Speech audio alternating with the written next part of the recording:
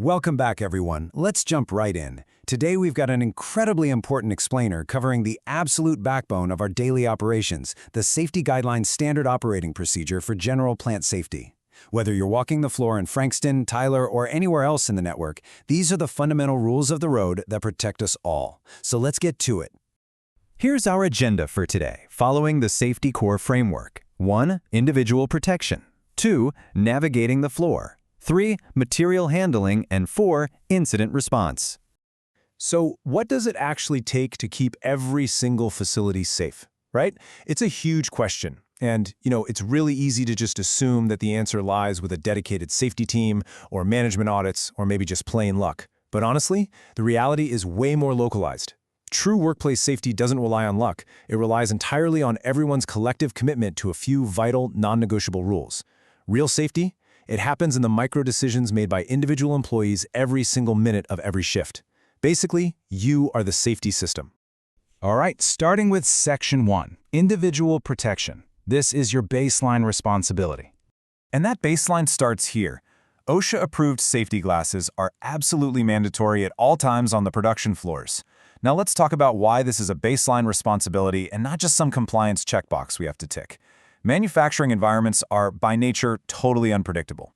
Even when machines are humming perfectly, you can still encounter microscopic flying debris, airborne cardboard dust, or even accidental chemical splashes.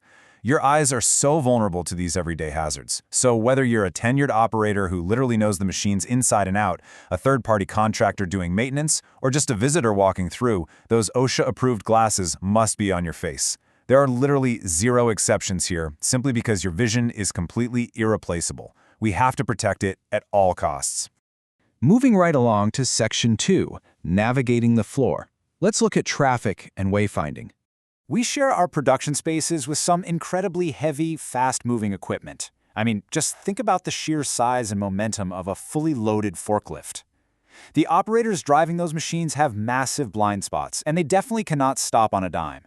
This is exactly why our floor traffic rules exist, to create a predictable kind of harmony. If you're on foot, staying inside the marked pedestrian safe zones is vital. Those painted lines act as visual boundaries that drivers rely on, and pedestrians must always yield the right-of-way. Meanwhile, the forklift drivers carry the heavy burden of sounding their horns at every single intersection. They have to announce their presence before they're even seen. When pedestrians stick to their lanes and drivers communicate effectively, the whole system works and everyone navigates the floor without a hitch. Okay, up next is Section 3, Material Handling. Let's cover staging and equipment rules. So we use specific colors for pallet jacks based on their home department. Sheeting gets blue, printing is orange, finishing is yellow, and the warehouse is red. Now, you might be wondering, why go through the trouble of color-coding everything? Well, it all comes down to reducing friction and chaos on the floor. Imagine you need a pallet jack for a really critical task, but it's completely missing because someone from another department dragged it off and never brought it back. That causes delays, it causes frustration, and ultimately it leads to people taking really dangerous shortcuts. This color system prevents that cross-contamination instantly. If a blue jack is sitting over in the red warehouse zone, anyone can immediately see that it is out of place. It keeps our equipment perfectly staged so everyone has the tools they need right when they need them. 5. This number represents a very strict time frame on our floors. If a pallet jack is not going to be actively used within 5 minutes, it simply cannot remain loose on the floor. Now, I know 5 minutes goes by incredibly fast during a busy shift, but it is all the time it takes for an abandoned piece of equipment to transition from a helpful tool into a highly dangerous, basically invisible tripping hazard. A jack left in the middle of an aisle is practically a trap waiting for an unsuspecting coworker, maybe someone walking backward or carrying a huge load that completely blocks their vision. 5 minutes, that's your absolute maximum window. And after those 5 minutes, you absolutely must return those unused pallet jacks to their designated yellow reflective taped parking zones immediately. This rule goes way beyond just keeping the facility looking neat. It is directly tied to maintaining OSHA-compliant egress routes. Think about an emergency evacuation scenario. Every single second counts. A loose pallet jack sitting in a high-volume forklift lane or a pedestrian walkway could block a fast exit path, trap people, or cause a huge pileup. Parking equipment in those designated zones ensures our escape routes remain clear at all times. So really, this is a matter of life and death, not just housekeeping. Take a look at this rule. Wooden pallets must always be stored flat, never on edge. Why? Well, when you lean a heavy wooden pallet against a wall, a pillar, or a machine, you are essentially setting up a trap loaded with kinetic energy. All it takes is one accidental bump from a passing cart, maybe some vibration from heavy machinery close by, or just a slight misstep and boom, gravity takes over. That pallet will slam down with immense force, and it easily has enough weight to shatter a foot or break a leg. By always storing pallets flat on the ground, we completely eliminate that unpredictable tipping danger. It's a simple fix for a huge risk. All right, shifting gears to Section 4, Incident Response. Let's talk about chemicals and specialized hazards. Unauthorized personnel are strictly forbidden from handling raw chemicals or manufacturing solvents, period. Our printing presses and finishing lines use specialized inks, fountain solutions, and highly reactive, heavy-duty press washes. The volatility of these substances means that without specifically reading and totally understanding the safety data sheets for each chemical, the risks of severe chemical burns or inhaling toxic fumes are sky-high.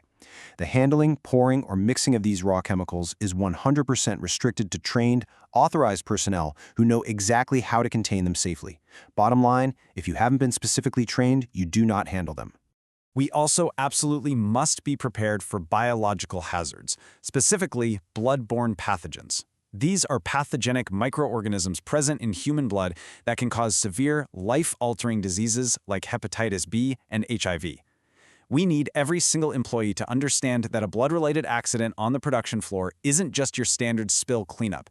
Even a seemingly tiny cut introduces microscopic, massive risks into our environment. We treat every single drop of blood with the absolute utmost caution and seriousness because the health stakes here are incredibly severe. So, if a biological incident does occur, you must follow these exact compliance steps to the letter. First, administer OSHA first aid safely. Prioritize the injured person, but make absolutely sure you are using protective gloves. Second, clean any blood spills using a strict 10-to-1 water-to-bleach ratio. Why that specific ratio? Because it is the absolute, proven standard required to completely destroy those microscopic pathogens. Third, segregate all biohazard waste. Any contaminated PPE or rags absolutely cannot go into the regular trash. We segregate this waste because the sanitation worker who empties the bin later didn't sign up to be unknowingly exposed to a biological hazard, right? We have to protect the next person in line. And finally, report the incident to your supervisor immediately before the end of your shift so proper documentation and follow-up care can actually happen.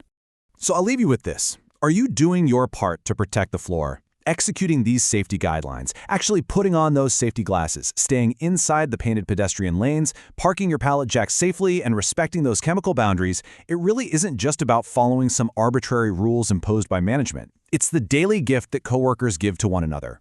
Every safe decision you make is your direct contribution to keeping your colleagues alive, unharmed, and able to go home to their families at the end of the day. Remember, safety isn't a manual you just read, it's an action you take. What action will you take today to ensure everyone goes home safe? Thanks so much for joining me on this explainer, and I'll catch you next time.